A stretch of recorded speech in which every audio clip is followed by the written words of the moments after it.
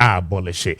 Maminko Ahumaniso na mene the Dean of the Business School at the University of Cape Coast, Professor John Gatsi Meneno Eni Enkomo. Prof, if you can hear me, good morning and thanks so much for joining us.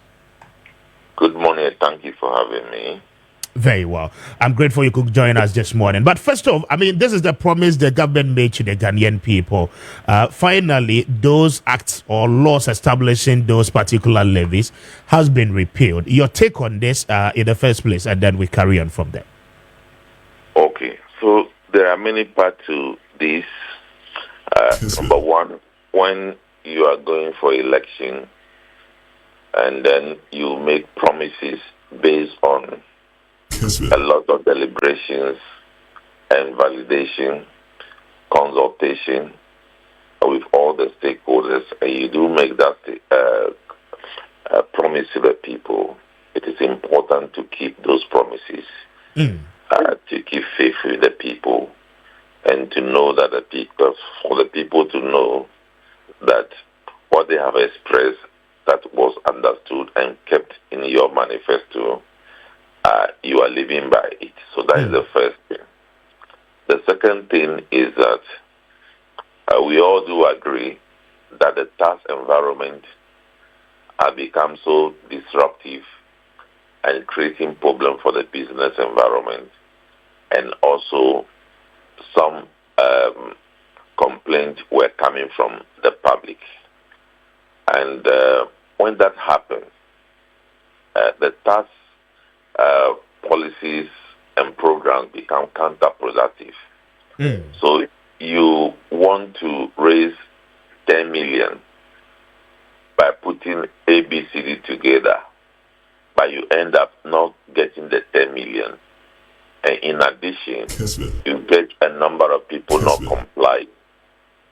So the removal of these taxes is to give respite to the business community, the consumers, and also to engineer a renewed sense of compliance. And that compliance itself, with time, will increase revenue mobilization for the country. So that is the essence to which this has become very important within the tax landscape of the country. Now, interestingly, whilst you seek to fulfill the campaign promises, many have questioned how you are going to make up for the shortfalls in terms of revenue generation. And so, I mean, I know you were part of the team that put together the economic dialogue. Probably some of these things might have been discussed even before coming to this point. I mean, what are the steps we are taking, I mean, in taking care of the shortfalls whilst we repeal this? Well, I think revenue mobilization should not be seen from a linear equation. In the sense that, okay, this is producing this amount of revenue, so you are taking it away.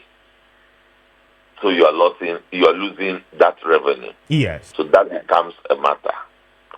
The issue is that amount that you are raising and the problem that it's creating for the economy and the people. Will it allow them to become more productive, compliant, and the rest to keep the tax system going? The answer is no. So what you are doing is that you are investing in the economy through the removal of those taxes to engineer more compliance so that more taxes will be paid. So it is not a loss of revenue. It is actually engineering a new sense of compliance to increase revenue. And you have done this thing with other measures in mind.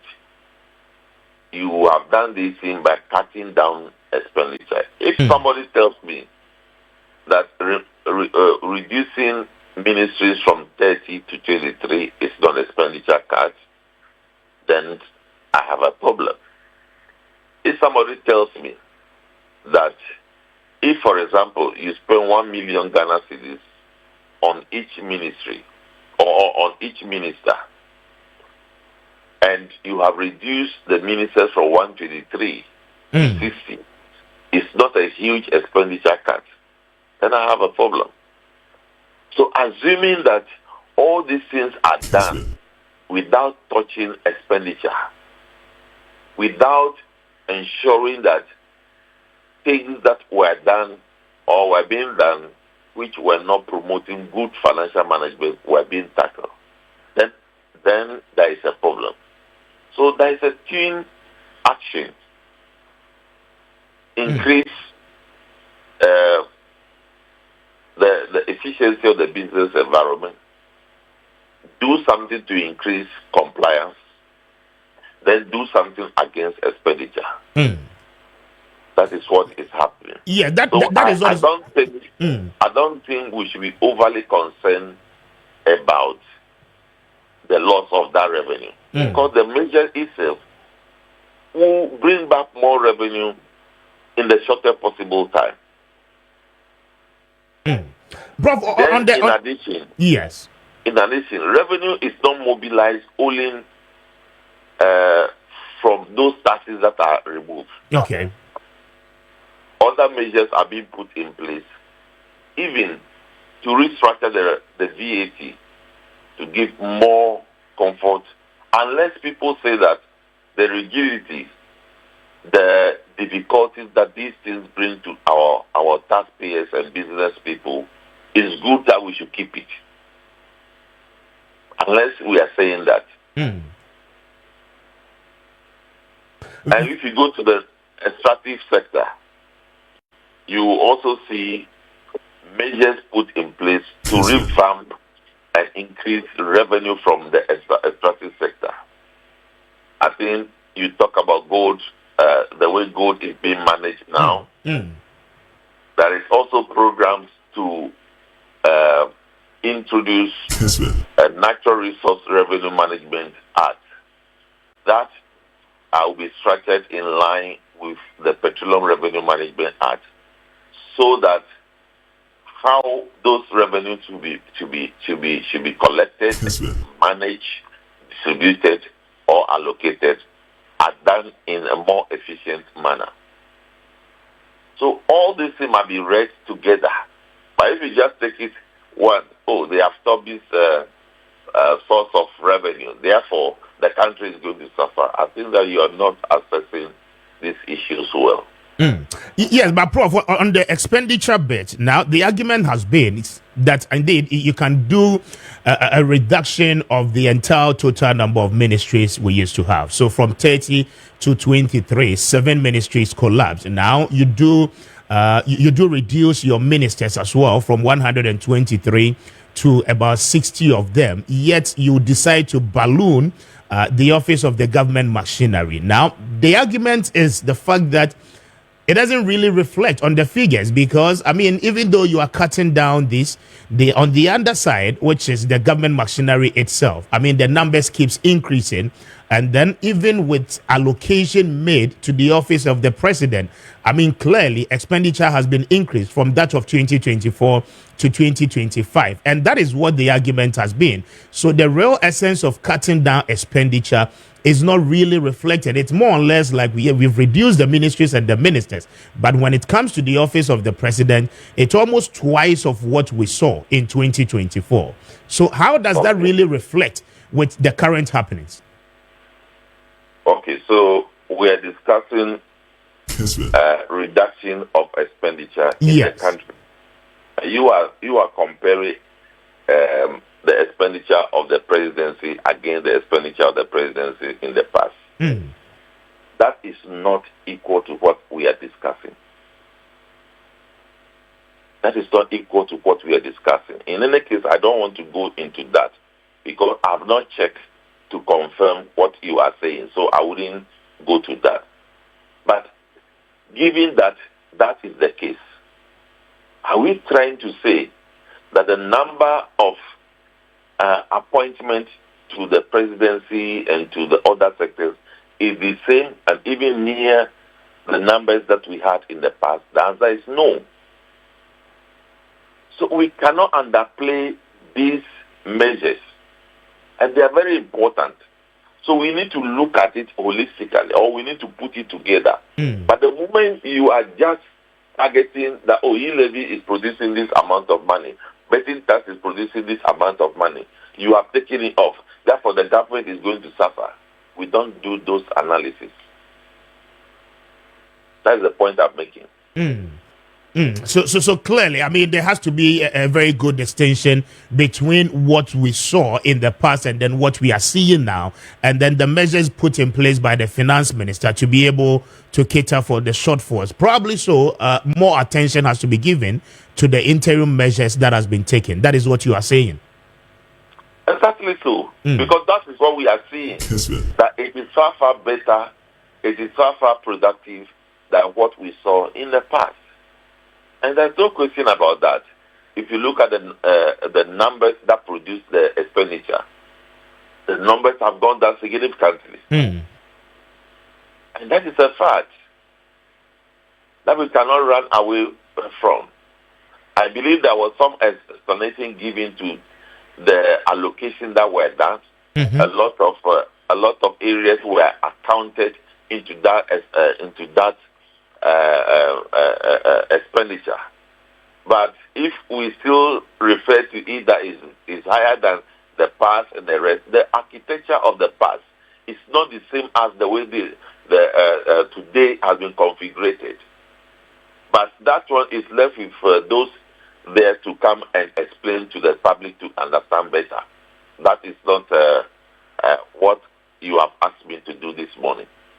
Very well, very well. But Prof, before I let you go, I mean, there's also an amendment of the VAT Act to also increase the level of VAT that will be paid by the mining companies. Already, they have equally raised concerns about the fact that, I mean, an increment is actually also going to affect their operations. Then what it means is that a large chunk of their profit will end up with the government. But yesterday, we saw Parliament pass the amended act for the value-added tax.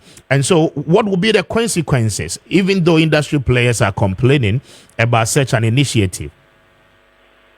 See, value-added tax is not directly on your profit. So it is input-output. You bought something vatable, you supply something vatable. You strike the difference. So if somebody, of course, when the rates are lower, is the best for everybody. But to say that it's going to affect your profit, this is not income tax. Kessben. Then again, you look at the lower end of the extractive industry, where about 1.5% tax was taken away from the small scale producers, because as a country we have realized that over the years, over 100 years, the focus has been on the big mining companies, and we have not developed the small scale sector, which is actually indigenous. So you need to create a breathing space for the indigenous to grow. So this is the balancing effect that happened in the extractive sector. And I believe that we need to recognize that and support what is happening in that sector. Then finally, the recommendations and some of the communique you issued after the economic dialogue. I mean, are we seeing some of those recommendations being put to use in the current circumstances? Yes, a number of them have appeared in the budget. Okay. In fact, during the economic dialogue, all the discussion about the macroeconomic stability also borders on how carefully we should deal with our debt management, and debt management includes contracting of debt, etc. Then we talk about how to balance the falling nature of the treasury bill against designing some longer-term instrument for the investors to take advantage of to lower pressure on the exchange and then inflation. Those things are being catered for. We also talk about the tax environment, that some of those tax levy and co are supposed to be taken off. and we have seen that in line with the budget. So a number of them focus on the SOEs, cocoa sector, the energy sector, and I think you have seen a lot of activities going on in the energy sector and the cocoa sector to actually repair the wrong that were done in those areas. So a lot of things are find space there. And then the private sector will thrive when you create environment for it to support government activity, and all those things have been seen in the budget. Very well.